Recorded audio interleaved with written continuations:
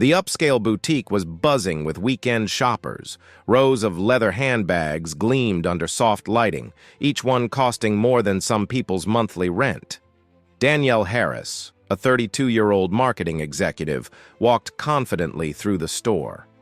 She had just received a promotion at her firm and decided to treat herself to something special, a luxury handbag she had been eyeing for months. Danielle wasn't new to luxury stores. She dressed sharply in a tailored blazer and heels. Still, she noticed the looks when she entered. A sales associate gave her a quick once-over, then glanced at another employee, almost as if silently signaling. Danielle brushed it off. She had learned over the years to ignore those silent judgments. After browsing, Danielle found the perfect bag, a black leather tote with gold accents. She admired it, then told the sales associate, "I'll take this one." At the register, she pulled out her platinum credit card. The purchase went through without issue. She signed the receipt.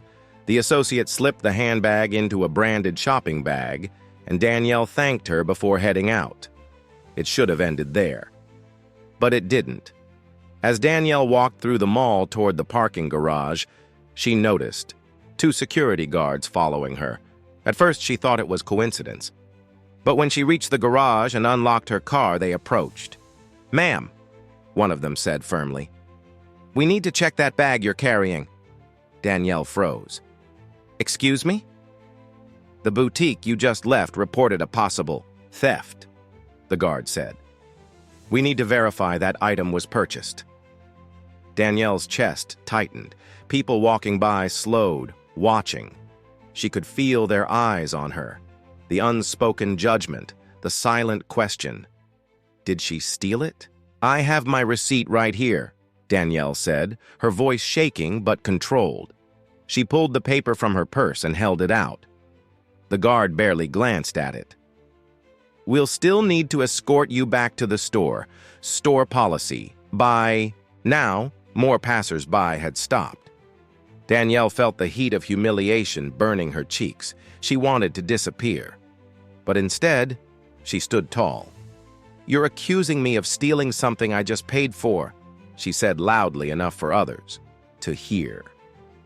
"This is racial profiling." The guards didn't respond. They simply gestured for her to follow. With her heart pounding, Danielle walked back through the mall, the branded shopping bag in her hand, people whispering as she passed. Inside the boutique, the store manager waited. She was a petite woman with a stiff smile. "Ma'am, one of our associates reported suspicious behavior. We need to confirm that this bag was purchased." Danielle placed the bag on the counter, along with her receipt. "There's your confirmation. Now I expect an apology." The manager frowned, unconvinced. Sometimes receipts don't match merchandise. Danielle couldn't believe what she was hearing. "Check your cameras," she demanded. "I bought this bag less than 30 minutes ago. Run the footage." The manager hesitated, then signaled to an employee to review the security feed. Minutes dragged by. Shoppers browsing nearby pretended not to listen, but Danielle could feel their attention. She kept her arms crossed, standing her ground. Though, inside she was shaking. Finally, the associate returned with the footage queued up. On the screen, clear as day, Danielle could be seen at the register, handing over her credit card, signing the slip, taking the bag, and walking out. The room went silent. Danielle turned to the manager. "Well, anything else you'd like to accuse me of?" The manager's face flushed. "I apologize for the misunderstanding. Our staff was only doing their job." "No," Danielle said firmly. "Your staff was profiling me. I was followed, humiliated, and treated like a criminal in front of strangers. That's not doing your job. That's discrimination." She picked up her bag and receipt, and with every eye in the store on her, she walked out, head held, high.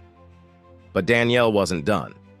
That night, she sat down at her desk, pulled out her phone, and recorded a video. She explained what had happened, how she was accused of theft despite paying, how she was dragged back through the mall, how the proof of her innocence had always been sitting on their cameras. Her voice was steady, but her eyes betrayed her exhaustion. "This isn't just about me," she said. "It's about every black shopper who's treated with suspicion the moment they walk into a store. It's about the humiliation of being judged guilty before innocent. And it's about holding people accountable." She posted the video on Twitter with the caption, "I bought a handbag. I left with trauma." By morning, the video had millions of views. Hashtags like "a shopping while black" trended nationwide. Comment sections filled with similar stories from others who had been followed, harassed, or accused for no reason other than their skin color. News outlets picked up the story. Civil rights activists spoke out, calling for accountability. Under growing pressure, the luxury brand issued a public statement. "We sincerely apologize to Ms. Harris for the treatment she received at our store. This does not reflect our company values.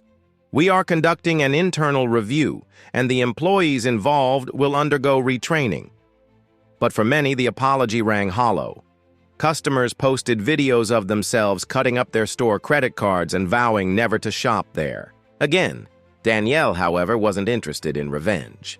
She wanted change. In interviews, she made it clear, "I don't need your free handbags or your store credit. What I need is for the next black woman who walks into your boutique to be treated like every other customer, with respect." The store announced a new policy. Every location would now require multiple levels of verification before reporting a customer for theft, including mandatory review of security footage. Staff across the country were enrolled in anti-bias training. For Danielle, the bag became more than just a handbag. It was a reminder, heavy with meaning, of the day she was forced to prove her worth in a place where her money alone wasn't enough.